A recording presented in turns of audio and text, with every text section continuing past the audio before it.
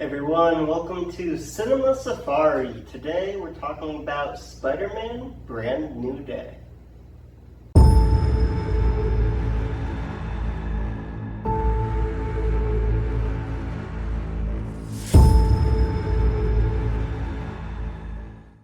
So Spider-Man Brand New Day is the latest installment in the Marvel Cinematic Universe.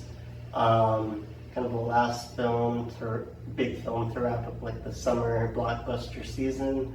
So we see Tom Holland return in his fourth solo film as Spider-Man, and alongside Zendaya, Jake Batalon, reprising their roles from previous films, along with Sadie Sink,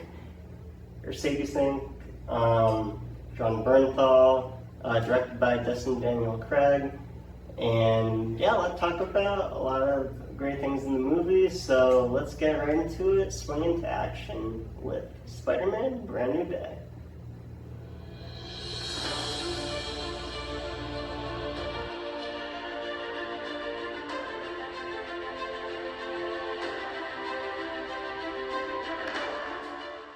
So Spider-Man Brand New Day, latest installment in the Marvel Cinematic Universe. Tom Holland reprising his role as Spider-Man. You see Zendaya as MJ, Jake Batalon returns as Ned Leeds. Directed by Destin Daniel Craig, second feature film in the MCU for him after Shang-Chi. And he also directed, I'm not sure how many episodes in Wonder Man, but he directed parts of that as well. So definitely becoming very familiar with him in the MCU. We also see Sadie Sink as a mystery character where, if you've seen the film, you know who she's playing. So later on in the episode, I'll reveal that.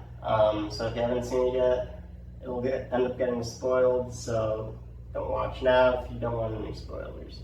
But before we get to that, Spider-Man Brand New Day, if I had to rate the film out of 10, I'd probably give it like a 7.5. It definitely had a lot of strong points to it, some weaker points, and not that they necessarily made it a bad film, just that the way they were approached could have drew back from like the Spider-Man aspect of the film, and I'll get into that a little more later as well. But first, some of the good parts of the film. It felt more like a street level film, and before it was released, it was announced that like the Scorpion was coming back, the Hands, Damage Nicole, a mystery villain. Tombstone was announced. So like a lot of villains, which in previous Spider-Man films like Spider-Man 3, The Amazing Spider-Man 2, where we've seen like villains team up in like a greater film aspect where you throw a bunch of villains and didn't really work. It felt too overstuffed. This film reversed that.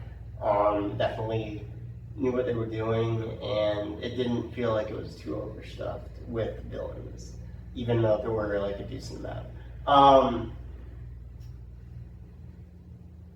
The good thing in the film, before the film was released, initially Marvel intended to do like another like big multiverse film. Tobey Maguire and Andrew Garfield were actually originally going to come back for this film, or at least that was the plan. Whether or not they were actually like confirmed to initially like come back for a second film after No Way Home. I don't know how like deep they got with that, but that was the intention at least for Marvel for a fourth Spider-Man film before Tom Holland. When they were still creating the film, before Destin Daniel Craig came on board, he said in interviews that like when Destin came on board, he really like took the helm greatly, and it's what they really needed to make a great film that they ended up making. And Tom Holland, he even said that like he spent hours trolling through like social media, different like Spider-Man accounts to see what the fans wanted. And that's what they tried their best to deliver, as close as they could, what the fans were wanting, which I think is great. And the fact that, Tom has that much pull now in like a Hollywood, like major film like this is pretty cool. And I remember too that, I don't know if it was an interview or an article that I read, but there was one scene that like he and Zendaya were filming, and then they were like, it's not working, so they like completely scrapped it and rewrote the whole scene. So the fact that they have that much power is pretty cool at such a young age. But also in the film, we see the return of Mark Ruffalo as the Hulk. In the film, he is a professor at Empire State University, and he wears technology to suppress the Hulk, to keep him inside so the Hulk doesn't get released. And of course, obviously if you watch the trailer, the Hulk does appear in the film, so stuff happens with that.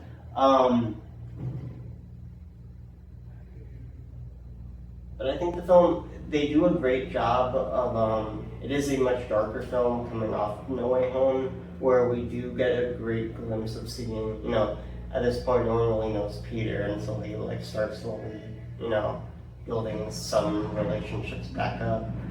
He's very, I don't know if close is the right word, but he has a relationship, like a working relationship at least, with John Bernthal's Punisher in the film, which is why we didn't see John Bernthal in the latest season of Daredevil, because he was, playing Spider-Man at the time.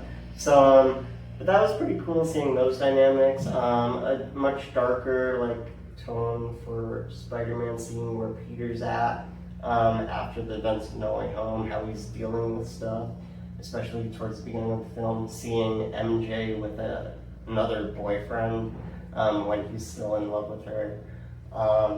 So having all that and how they ended up portraying all that and developing all that in the film, I thought was very good.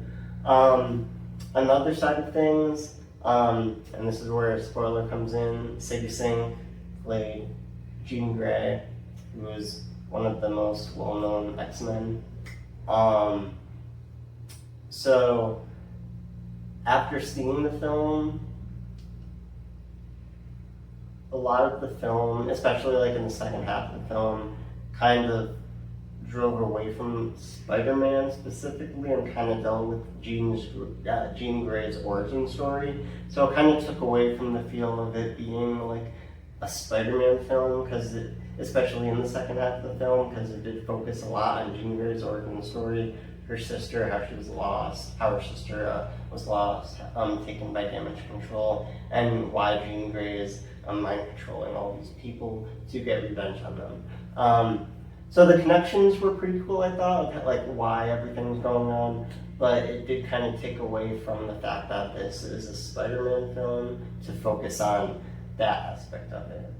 But the cool thing about it is, Jean Grey's here. At the end of the film, she was riding off to on a bus that it looked like somewhere upstate.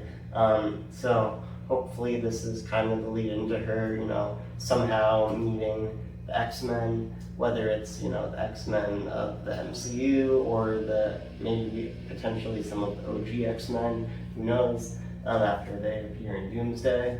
So yeah, the potential is definitely there. I think it's definitely, I'm excited for it. I just, think that they did, and it wasn't necessarily a bad thing, because it was still great. Sadie Singh, great performance out of her.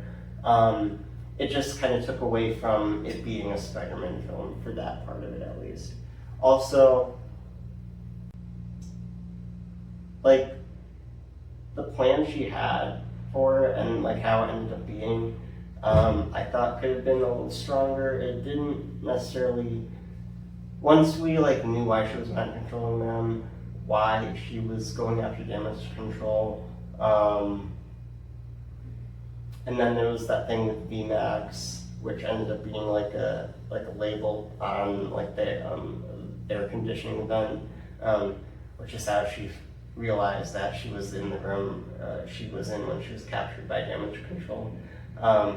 So I thought it was going to be a bigger thing, so like that was kind of a little disappointing, I guess, because I was expecting a little more with that. But overall, I thought it was a great movie, a lot of fun, great performances out of the whole cast, and yeah, definitely worth watching. Not if some of those negative things, like if it did focus more on the Spider-Man film for the whole film and didn't really take away from it in the second half to focus on Jean Grey, I think I would have rated it a little higher. So that's why it's a little lower. I don't know if it's necessarily overall like my favorite Spider-Man film of all time, but it definitely is a very strong Spider-Man film. I would definitely say that. So yeah, I'm very excited to see where they go down the line. Spider-Man in the post-credit scene, obviously, we Ned's Spider Tracker app. It is hinting that there's a spider detected off-world, which is probably connecting to something in Doomsday, whether it's, Andrew Garfield or Tobey Maguire Spider-Man potentially coming back, or, if Tom Holland somehow will end up off-world being part of Doomsday. Because to this point, he's not confirmed for Doomsday.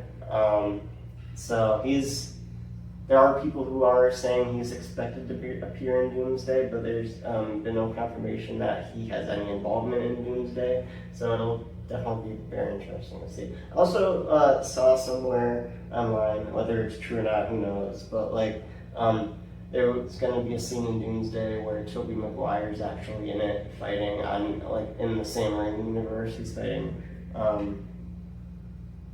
I don't remember who it was that I read about, but there was some leaks about that. Whether it's true or not, I don't know. But Spider-Man could potentially be one of them, but we'll just have to wait to see. I'm excited for that. So it is interesting because the next film is obviously Doomsday in December. There's nothing in between. And then after Doomsday, a whole year, don't get anything until Secret Wars at the end of 2027. And then they announced recently at Comic-Con that Ryan Gosling obviously was cast as Ghost Rider, so that will be released sometime in 2028, I believe, along with Black Panther 3. So definitely interesting things going forward. I know Kevin Feige did recently say that, after the struggles of the multiverse franchise or saga, having so much content in the saga, they are kind of stepping back from delivering project after project, so many in 1 year. So they're kind of stepping back, reevaluating things going forward after Secret Wars to kind of go back to that idea of quality over quantity. So hopefully they start to get back to that peak points where they were at in most of the Infinity Saga. So yeah, I'm excited to see where we go from here. Spider-Man Brand New Day, very very fun film. Saw it 3 times already.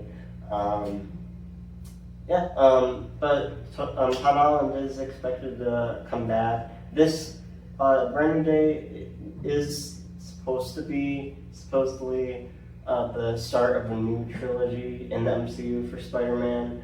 I know Tom Holland initially, before this came out, he initially said that he didn't want to play Spider-Man in his 30s.